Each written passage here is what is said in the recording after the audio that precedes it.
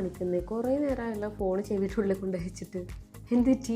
കുറച്ച് നേരം വോയിസ് കേട്ടുമ്പോൾ എനിക്ക് പിന്നെയും 2-3 മിനിറ്റിലെ വോയിസ് എങ്ങനെ കേൾക്കാം, മടുപ്പാകുന്നു.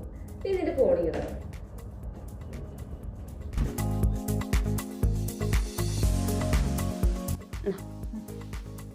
ഇതിപ്പോ ഈ വോയിസത്തെ മെസ്സേജ് ആണോ ഈ ടെക്സ്റ്റ് ആയിട്ട് വന്നിട്ടുള്ളത്? അതെ.